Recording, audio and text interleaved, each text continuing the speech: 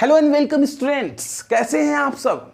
तो फाइनली आपको मालूम है कि हम लोग डीएनएस एजुकेयर ऐप पे बीएचयू बीकॉम एंट्रेंस एग्जामिनेशन का ये कोर्स लॉन्च कर चुके हैं।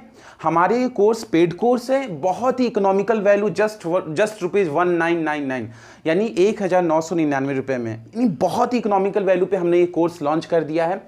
इसमें हम लोग क्या करने वाले हैं, बीएचयू बीकॉम एंट्रेंस एग्जामिनेशन का कंप्लीट बैच आपके सामने हम लोग रखने वाले हैं। बहुत ही आसान लैंग्वेज में, इजी अंडरस्टैंडिंग में मैं समझाने की कोशिश करूंगा, ताकि जब एंट्रेंस एग्जामिनेशन में आप बैठो तो आप क्वेश्चन देखते ही क्रैक कर जाओ। आप क्वेश्चन देखते ही, ऑप्शन देखते ही आपको आंसर तुरंत समझ में आ जाए कि ये फला आंसर होगा। अक्सर क्या होता है कि हम इतना कंफ्यूजिंग पढ़ लेते हैं कि हम बहुत आसानी से कंफ्यूजन हमारे दिमाग में आ सकता है। क्यों? क्योंकि हम लोग कॉन्सेप्ट क्लैरिटी पे काम नहीं करते हैं, हम लोग चीज़ों को रटने की कोशिश करते हैं। डीएनएस एजुकेयर ऐप पे मैं आदिल सर, मैंने बीएचयू से ही बीकॉम कर रखा है, एमकॉम परसुइंग हूँ और under graduate diploma in computer application भी कर रखा है। हम आपको इस कोर्स को परचेज करने के लिए इसलिए बोल रहे हैं क्योंकि यूट्यूब पे आप देखोगे कि हमारी जो कोशिश है वो अंडरस्टैंडिंग पे है, समझाने पे है, एग्जाम्पल क्रिएट करने पे, उदाहरण देने पे है। तो फ्रेंड्स, आपको मालूम है कि हम लोगों ने पहले की क्लासेस में अकाउंटिंग का क्लास हमारा चल रहा था। हमने अकाउंटिंग की मीनिंग, ऑब्जेक्टिव, प्रोसेस और qualitative characteristics of accounting complete कर लिया है। आज का हमारा टॉपिक है लिमिटेशंस ऑफ अकाउंटिंग। आपको दिख रहा है ना, लिमिटेशंस ऑफ अकाउंटिंग। तो स्टार्ट करें? हाँ सर, स्टार्ट कीजिए। अच्छा, एक बात बताओ, हर इंसान के अंदर कुछ कमी होती है। अच्छा, लिमिटेशंस मींस क्या सर?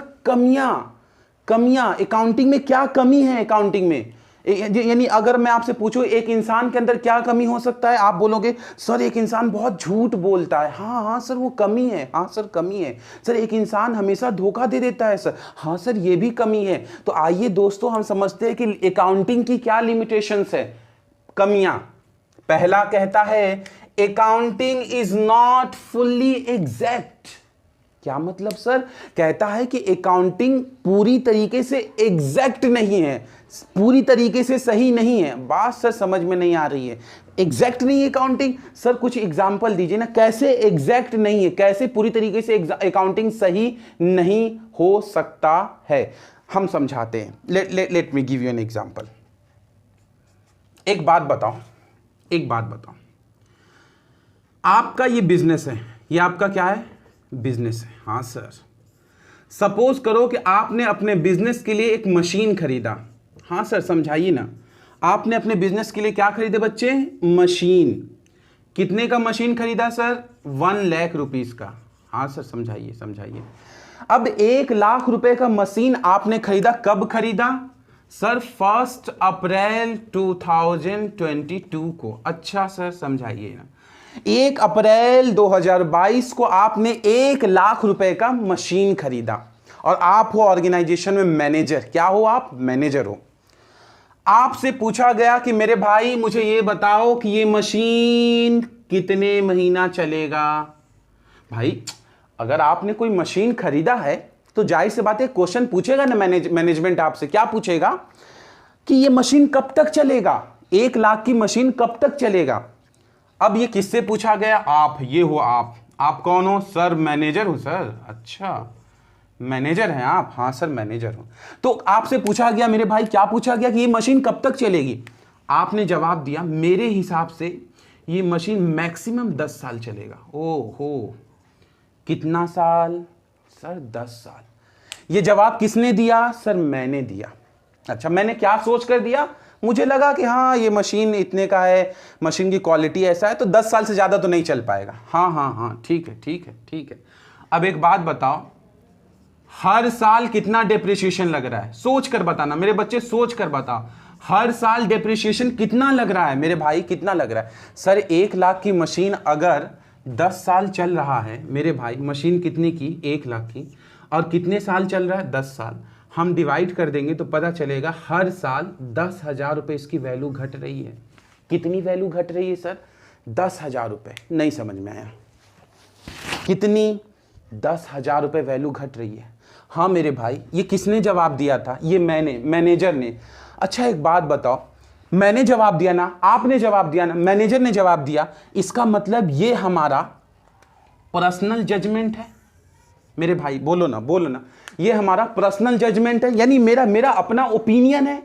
अब मेरे भाई ये बताओ, ये मेरा जो पर्सनल जजमेंट की मशीन 10 साल ही चलेगा, ये गलत भी तो हो सकता है, हो सकता है गलत भाई, हो सकता है कि मशीन 10 साल ना 20 साल चल जाए, 30 साल चल जाए, 50 साल चल जाए। आप सोचो कि आपने जो 1 लाख का मशीन का बता दिया कि ये सिर्फ 10 साल चलेगा, हो सकता है कि आपने जो पर्सनल जजमेंट दिया है वो गलत हो जाए। हो सकता है मशीन 20 साल चले, 30 साल चले, 40 साल चले। इसका मतलब क्या है कि 10 आपने डेप्रिसिएशन का अमाउंट कितना बताया सर? हमने डेप्रिसिएशन का अमाउंट 10,000 बता दिया। मेरे भाई ये डेप्रिसिएशन का अमाउंट आपने गलत बता दिया, क्योंकि ये जो असल में ये जो हमारा मशीन था ये चला 50 साल। नहीं समझ में आया। ये मशीन हमारा, हमने कितना बताया था सर? 10 साल। मशीन कितना चला? 50 साल। अब मुझे बताओ ना, 1 लाख की मशीन अगर 50 साल चल जाएगी तो हर साल कितना डिप्रिसिएशन लगेगा सर? सिर्फ 2,000 रुपए सर। इसका मतलब accounting is not fully exact. जरूरी नहीं है कि अकाउंटिंग एग्जैक्ट फिगर बता ही दे। क्यों सर? क्योंकि it is influenced by personal judgement, क्योंकि आपके जजमेंट पे भी समटाइम्स अकाउंटिंग डिपेंड करता है। आपने जो अपनी ओपिनियन, अपनी बात रखी है, उस पे अकाउंटिंग डिपेंड करता है कि आपने बात सही बताई है या गलत। सर समझ में आ गया सर, जबरदस्त एग्जाम्पल दिया आपने। तो आपका पर्सनल ओपिनियन है, गलत भी हो सकता है और सही भी हो सकता है। पहला समझ में आ गया sir, accounting is not fully exact. पूछेगा एग्जाम में, ऑप्शन देगा क्यों? Because it is influenced by personal judgement. याद रखना, हमारे बिजनेस में बहुत सारी ऐसी चीजें हैं जो हमारे पर्सनल, हमारे ओपिनियन पे डिपेंड करता है। हम सोचते हैं मशीन देखा 10 साल चलेगा, 15 साल चलेगा, ये एक ओपिनियन है, इसका कोई साइंटिफिक फैक्ट नहीं है। हमारा ओपिनियन है, चल भी सकता है 10 साल, नहीं भी चल सकता है। हमारा ओपिनियन सही भी हो सकता है और गलत भी हो सकता है। दूसरा पॉइंट है अनरियलिस्टिक इंफॉर्मेशन। क्या बोला सर? Unrealistic information. अरे सर, दूसरी लिमिटेशन है कि अकाउंटिंग जो इंफॉर्मेशन देती है वो अनरियलिस्टिक है। अनरियलिस्टिक मतलब समझ रहे हो? अनरियलिस्टिक का मतलब ये होता है कि हमारा इंफॉर्मेशन रियल ही नहीं है, गलत इंफॉर्मेशन दे रहा है। ये कैसे हो सकता है सर? एग्जाम्पल लेते हैं ना, अकाउंटिंग में इंफॉर्मेशन ही गलत, ये बात नहीं पची सर, आते समझते हैं। सपोज करो, एग्जाम्पल लो। सपोज करो कि 1 अप्रैल 2022 को आपने एक जमीन खरीदी 5 लाख रुपए का। कितने की जमीन खरीदी? 1 अप्रैल 2022 को आपने एक जमीन खरीदा 5 लाख रुपए का। अकाउंटिंग कहता है, अब मेरे भाई बात सुनो। बचपन में एक कॉन्सेप्ट पढ़ाया गया था, आगे हम लोग पढ़ेंगे जब अकाउंटिंग प्रिंसिपल एक चैप्टर आएगा ना, तो वहां डिटेल में पढ़ेंगे। एक कॉन्सेप्ट था हिस्टोरिकल कॉस्ट कॉन्सेप्ट। अभी घबराना नहीं, अभी समझाऊंगा, एक पॉइंट समझाऊंगा, अभी नहीं घबराना है, थोड़ा सा धैर्य रखो, सब समझ में आ जाएगा। हाँ सर, तो एक कॉन्सेप्ट था जिसको हम लोग क्या बोलते हैं? Historical cost concept. क्या है सर ये? थोड़ा समझाइए। एक बात बताओ, हमने जो जमीन खरीदा कितने का खरीदा? 5 लाख का। मैं आपसे बोलूं कि आज से 5 साल बाद, आफ्टर 5 ईयर, इस जमीन की वैल्यू कितनी हो जाएगी? आप बोलोगे अरे सर हो सकता है, आजकल तो जमीन की वैल्यू कितनी तेजी से बढ़ रही है, आपको पता है ना? हाँ सर पता है। सर पता है, आगे बताइए ना सर, आगे बताइए सर। मेरे भाई, आज से 5 साल बाद हो सकता है ये जो 5 लाख का जमीन था, हो सकता है कि 5 साल बाद इस जमीन की वैल्यू बढ़कर 20 लाख हो जाए, 25 लाख हो जाए। बढ़ेगा ना? बढ़ेगा कि नहीं? बोलो ना। अच्छा, मैं तो कह रहा हूं हर साल जमीन की वैल्यू बढ़ेगी। आज 5 लाख की जमीन है, हो सकता है अगले साल 6 लाख की हो जाए, हो सकता है अगले साल फिर 7 लाख का हो जाए, फिर 13 लाख का हो जाए, फिर 15 लाख का हो जाए, फिर 20 लाख का हो जाए। मेरे भाई बढ़ेगा कि नहीं बढ़ेगा? मुझे बताओ। बढ़ेगा सर। लेकिन आपको बचपन में एक कॉन्सेप्ट पढ़ाया गया हिस्टोरिकल कॉस्ट कॉन्सेप्ट, ये अकाउंटिंग प्रिंसिपल जब आएगा तो ये हम डिटेल में पढ़ेंगे, लेकिन अभी मैं थोड़ा समझा दूं। अकाउंटिंग का ये कॉन्सेप्ट कहता है, ये कॉन्सेप्ट है अकाउंटिंग में दिया गया था, इस कॉन्सेप्ट के हिसाब से हम अकाउंटिंग करते हैं। हिस्टोरिकल कॉस्ट कॉन्सेप्ट कहता है कि अकाउंट्स में किसी भी एसेट्स को आपको अगर दिखाना है तो उसी प्राइस पे दिखाएंगे जिस प्राइस पे आपने खरीदा था। क्या मतलब सर? अगर आपने 5 लाख की जमीन खरीदी है तो जब तक हमारा बिजनेस क्लोज नहीं हो जाता, बिजनेस बंद नहीं हो जाता, इसकी कितनी भी वैल्यू बढ़ जाए आपको 5 लाख ही दिखाना है। बढ़ाकर बढ़ी हुई वैल्यू को अकाउंट्स कहता है नहीं दिखाना है। अकाउंट्स कहता है कि सिर्फ जितने की आपने मशीन खरीदी है उतने ही वैल्यू को आप बार बार हर साल दिखाओगे, जो वैल्यू उसमें बढ़ रही या घट रही वो नहीं दिखाओगे। इसके पीछे भी लॉजिक वो ये देते क्योंकि हम इसे बेचने तो जा नहीं रहे, हम बेच नहीं ना रहे हैं। तो लेकिन आप खुद सोचो मेरे भाई, खुद सोचो, आज के डेट में हमारे जमीन की वैल्यू 10 लाख है लेकिन हम 5 ही लाख दिखा रहे हैं। अकाउंट्स हिस्टोरिकल कॉस्ट कॉन्सेप्ट कह दिया ना कि जितने में आपने एसेट्स खरीदा है उतना ही वैल्यू आपको दिखाना पड़ेगा, उससे बढ़ा हुआ या घटा हुआ वैल्यू नहीं दिखाएंगे। आगे इसके बारे में बहुत डिटेल चीजें हैं वो भी मैं बताऊंगा, समझ में आया? यानी अकाउंट्स में जो इंफॉर्मेशन है वो अनरियलिस्टिक है। जमीन 10 लाख की लेकिन चूंकि खरीदा 5 लाख में तो 5 लाख हर साल दिखा रहे 5 लाख 5 लाख 5 लाख 5 लाख 5 लाख। मेरे भैया आज के डेट में जमीन तो 10 लाख की है। अब सोचो, अब हमारा एसेट्स हमारे पास 10 लाख का है लेकिन हम दिखा रहे हैं 5 लाख। अनरियलिस्टिक नहीं है, इंफॉर्मेशन अनरियलिस्टिक नहीं है।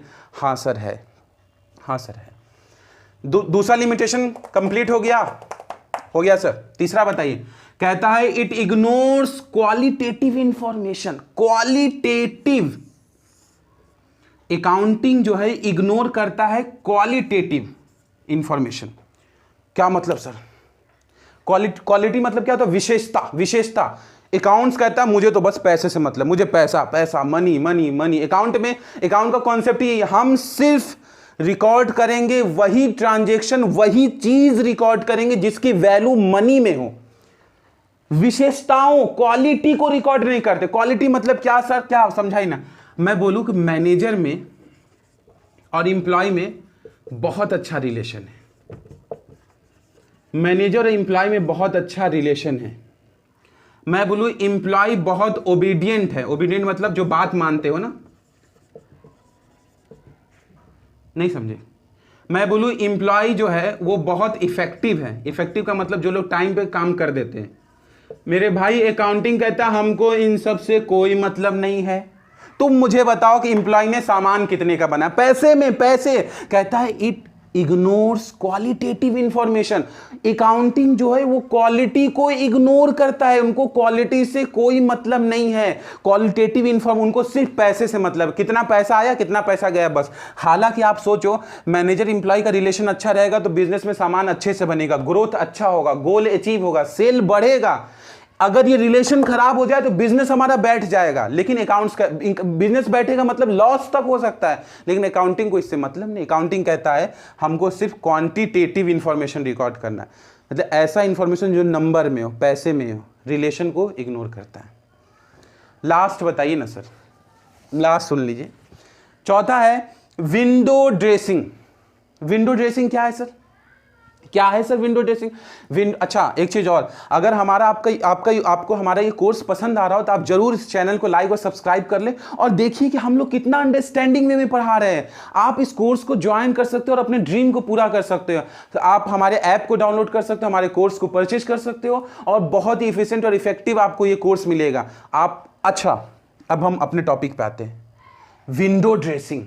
ये विंडो ड्रेसिंग क्या है सर? विंडो, दरवाजा, ड्रेसिंग, बात कुछ समझ में नहीं। हम आते हैं, अकाउंटिंग कहता है, अच्छा दरवाजा जिसे विंडो मीन्स जो खिड़की होती है बेसिकली, तो डोर की बात हो गई। विंडो जो खिड़की होती है उसका काम क्या है? खिड़की का काम क्या होता है? जैसे नॉर्मली आप बताओ सर, रोशनी आता है उससे, खिड़की से हम किसी चीज को क्लियरली देख सकते हैं बाहर क्या है, खिड़की का यही सब काम है ना। हाँ, अकाउंटिंग में भी विंडो ड्रेसिंग का मतलब एक कमी अकाउंटिंग में ये होता है। विंडो ड्रेसिंग का मतलब मैं समझा रहा हूं, ध्यान समझना। विंडो ड्रेसिंग का मतलब होता है किसी फैक्ट को छुपाना या मैनिपुलेशन करना, मिलावट। यानी जो आपका खिड़की है उसको ड्रेसिंग कर देना, यानी खिड़की पे कपड़े डाल देना ताकि राज छुप जाए, हम जो गलत काम किए वो पता ही ना चले। अब आप सोचिए कि अगर आपके इसी तरीके से आप इस सेंस में सोचिए कि बिजनेस में विंडो ड्रेसिंग का क्या सेंस निकलेगा सर। बिजनेस के अंदर विंडो ड्रेसिंग का ये सेंस निकलता है कि आप बिजनेस में आप अकाउंटिंग कर रहे हो, आप बिजनेस कर रहे हो, कोई फैक्ट है जिसे आप छुपा रहे हो। मैनिपुलेशन का मतलब होता है आप मिलावट करने जा रहे हो, आप कुछ रॉन्ग एंट्री कर रहे हो, रॉन्ग ट्रांजेक्शन शो कर रहे हो, आप अपने इन्वेस्टर को गुमराह कर रहे हो, आप एक अकाउंट्स में गलत इंफॉर्मेशन बता रहे हो। इसको विंडो ड्रेसिंग बोलते हैं। मैं इसका एक बहुत अच्छा एग्जांपल लेता हूं। सपोज करो कि 31 मार्च 2022 को आपने स्टॉक खरीदा 5 लाख रुपए का। कितने का? 31 मार्च 2022 को, यानी साल के आखिर में। 31 मार्च मतलब समझते हो ना, अकाउंटिंग का क्लोजिंग ईयर। साल के आखिर में आपने 5 लाख का स्टॉक खरीदा, सामान खरीदा, माल खरीदा, ठीक है। तो भाई साल के आखिर में खरीदो तो आखिर में ही ना दिखाओगे। आपको इस बात का डर था कि जब मालिक आएगा, मैनेजर आएगा, मुझसे पूछेगा कि क्या भाई इस साल 5 लाख का स्टॉक नहीं बिका? हाँ भाई 31 मार्च को खरीदो तो 31 मार्च को शो करोगे 31 मार्च को खरीदे हैं। अब आप इस डर से कि मालिक आएगा, मालिक पूछेगा ना, मैनेजर पूछेगा ना कि 5 लाख का स्टॉक खरीदे हो, सो पड़ा रह गया, बिका ही नहीं। आपने कहा कि नहीं, एक काम करते हैं ना, इसको दिखा देते हैं कि 1 अप्रैल को हमने खरीदा। ये हमारा 1 अप्रैल को, हम 31 मार्च को, यानी हम पिछले साल छुपाने की कोशिश कर रहे हैं कि हम 5 लाख का स्टॉक तो खरीदे थे साल के आखिर में, लेकिन हम दिखा दे रहे साल के बिगिनिंग में, ताकि जब मैनेजर हमसे पूछे कि स्टॉक नहीं बिका तो हम कहेंगे नहीं, ये तो हम अभी 1 अप्रैल को खरीदे हैं ना, अभी 1 अप्रैल को खरीदे तो कोई इशू नहीं। ये क्या कर रहे हो आप? मैनेजर को गुमराह कर रहे हो। भाई सीधे बता दो ना कि सर हमने 31 मार्च को खरीदा था। जाहिर सी बात है जब हम 31 मार्च को खरीदेंगे तो हमारा स्टॉक अभी नहीं बिकेगा इतना जल्दी। तो आप मैनेजर को खुश करने के लिए बोले नहीं, ये तो हम 1 अप्रैल को खरीदे, अगले साल, नए साल, ओपनिंग स्टॉक है, शुरुआत का स्टॉक है, कोई टेंशन नहीं, अभी हमारा बिजनेस बहुत अच्छा चल रहा है। मेरे दोस्तों, ये है हमारा लिमिटेशंस ऑफ अकाउंटिंग। पहला क्या है? Accounting is not fully exact. इसमें मैंने आपको ये बताया कि अकाउंटिंग एग्जैक्ट नहीं होता। क्यों? क्योंकि हम अपना पर्सनल जजमेंट, हमारा अपना विचार है जो हम अकाउंटिंग में यूज़ करते हैं, वो कभी कभी गलत भी हो सकता है। जैसे कि हमने मशीन के केस में बताया था कि डिप्रिसिएशन, हमने बताया कि मशीन 10 साल में ख़त्म हो जाएगा, पता चला मशीन मेरा 50 साल चल गया, तो डिप्रिसिएशन का अमाउंट गलत निकल गया। दूसरा, अनरियलिस्टिक इन्फॉर्मेशन में मैंने बताया था कि अकाउंटिंग कहता है कि जो भी एसेट्स अपने यहाँ रिकॉर्ड करो वो बुक वैल्यू, यानी जितने में आपने खरीदा था उतना ही पे दिखाओगे, भले उसकी वैल्यू बढ़ी हो घटी, उससे कोई मतलब नहीं है। तीसरा है इट इग्नोर्स क्वालिटेटिव इन्फॉर्मेशन, यानी अकाउंटिंग कहता है सिर्फ पैसे, जो चीज़ पैसे में मेजर हो बस वही रिकॉर्ड करो। अब बेचारे मैनेजर एम्प्लॉय का रिलेशन अच्छा, इससे कोई मतलब नहीं। एम्प्लॉय ओबीडियंट है, इससे कोई मतलब नहीं है। चौथा है विंडो ड्रेसिंग का मतलब ये होता है कि एक लिमिटेशन अकाउंटिंग ये कि समटाइम्स जो अकाउंटेंट होता है या जो मैनेजर होता है वो किसी फैक्ट को छुपाने की कोशिश करता है या मैनिपुलेशन या मिलावट करता है, जो कि हमारे अकाउंटिंग में गलत इन्फॉर्मेशन बता सकता है। ये भी एक लिमिटेशन है जो कि जानबूझ के लोग करते हैं बहुत सारी जगहों पर। जैसे सत्यम घोटाला हुआ था, सत्यम स्कैंडल का नाम आपने सुना, वहाँ एक चार्टर्ड अकाउंटेंट ने उसमें मैनिपुलेशन करने की कोशिश की, बाद में वो जेल भी गया। तो ऐसे मैनिपुलेशन लोग करते हैं। तो ओके, क्लियर है? मेरे ख्याल से लिमिटेशंस में कोई डाउट नहीं होगा। क्लियर है ना? हाँ सर।